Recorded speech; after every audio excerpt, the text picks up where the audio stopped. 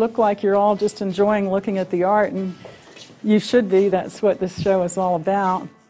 The name of this show is Earth, Fragile Planet. It's a traveling exhibition that originated in the Society of Illustrators in New York. That's a national organization of professional illustrators. The images you see here reflect the artist's attitudes and desires to help protect the planet in some way. This actual show was divided into 5 categories: earth, air, water, energy, and wildlife. And so you'll see a variety of illustrations on one of those particular topics. The Society of Illustrators is a national organization based in New York City, and this particular exhibit was the brainchild of 2 employees that work at the Society of Illustrators. This is Tara Jacoby. She and Kate Firetags were looking at a book at the Society of Illustrators that was 20 years old, and it was called Art for Survival.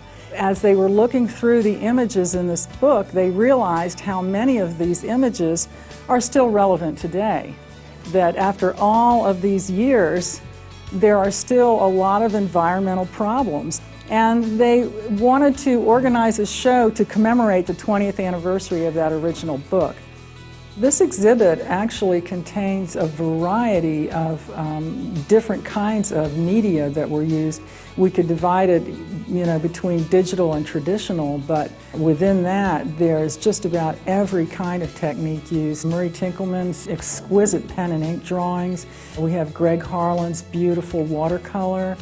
There's a lovely collage, torn paper collage piece in the show. Oils, lots of gouache, and lots of mixed media. There's a beautiful piece here that was acrylic and colored pencil. Another beautiful piece by Joe Chardello, which is pen and ink plus watercolor. And Jack Unruh, who also uses pen and ink combined with other media.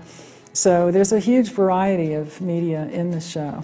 I particularly love this one. I particularly love all of them. Everything in this show is a standout. Kaneko Craft, her piece entitled Gaia, is an absolutely exquisite image. If you view it from a distance, you see the planet Earth, you see there's a female figure within the Earth, and there's an explosion going on. Then as you get closer to it and see the incredible amount of detail that she has included and the way she's been able to juxtapose imagery within that small area, it's just an exquisite piece. Murray Tinkleman's work.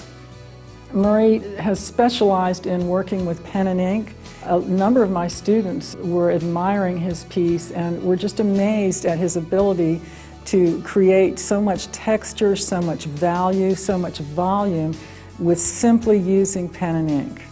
Kate Firetags' piece is an incredibly interesting subject matter about this huge garbage patch in the Pacific Ocean, which I didn't know anything about. And Kate's piece is a beautiful use of mixed media. She's used gouache and watercolor and colored pencil, I believe. It's another one of those pieces that as you get closer to it, you start to see details that you didn't see at a distance. Dugald Sturmer's piece, when I first saw that, I thought it was digital. And then when we saw the real piece, when the show got here, I realized that it was colored pencil on black board. And it's just an amazing piece. It's another one that a lot of the students have responded to because the technique is just so exquisite. Greg Harlan's piece, an exquisite watercolor, very similar to a lot of his work, compositionally very striking and telling a very strange story. The name of my piece is The Year Without Summer, and it was originally used as part of a magazine article in Smithsonian Magazine that was about the eruption of Mount Tambora in Indonesia, the fallout of which affected global environments. It spread a cloud of dust that reduced global temperatures enough to affect all kinds of cycles, and it caused freezes in North America for that whole summer that killed crops. My illustration depicts a farmer as he's just getting to see that his crop is frozen, his crop of corn is frozen. Most of these pieces, the content plus the technique is what is evoking such a strong response from people. The technical proficiency as well as their ability to tell a story and to communicate. It's really wonderful when you get an opportunity to create art that is about something that's near and dear to your heart, and to be able to use your art in a way that may affect change, may help change the world and make it a better place.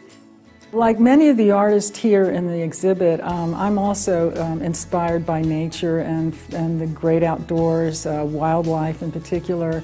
It's always a wonderful opportunity when I get the chance to create a work of art that speaks to the environment or speaks to protecting nature and wildlife. It's a subject that's near and dear to my heart and near and dear to the hearts of some of the other artists you see here. And it's something I want to share with my students.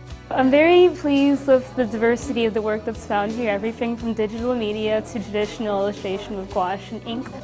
Professor Vaughn and the other professors putting on this exhibit really helped the awareness, and with Rockville being a bigger campus than the other campuses at Montgomery College, this was a great place for it. I'm also very interested to see that each illustrator took a very personal look, and through each of their lenses, how they viewed the urgency in which we need to take care of our planet.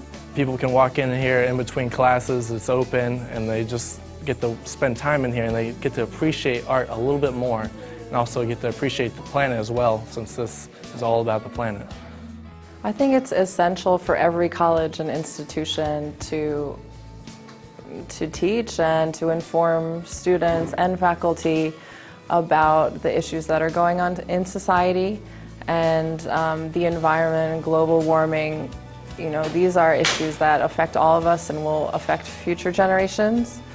So I think it's absolutely a necessity for the college to put on events like this. I feel like every community has to have some sort of responsibility about how we respect and treat our environment.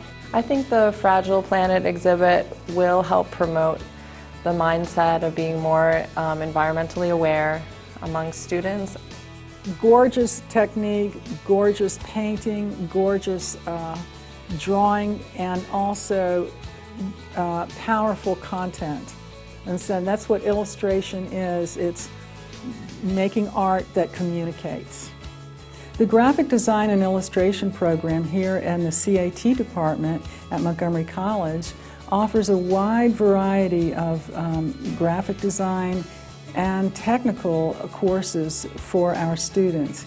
We bring our experience and our technical knowledge into the classroom and share it with our students, both anecdotally and by teaching them technique. We each bring a different experience into the classroom, but we share those experiences with our students. A lot of times will give the students assignments that are similar to professional assignments that I have had as a professional illustrator. I was really impressed with the class that I met.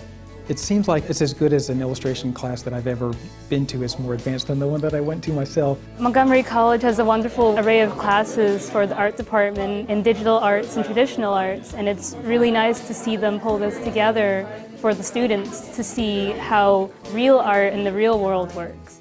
This is by Peter DeSev, who is a well-known illustrator, does a lot of work for the New Yorker magazine. This is just his sketch, and I love that this is in the show because my students can see what sketches look like. That's what we do all the time, and that's what everybody's sketches look like. This is an absolutely beautiful show, and I was delighted that we had the opportunity to bring it here.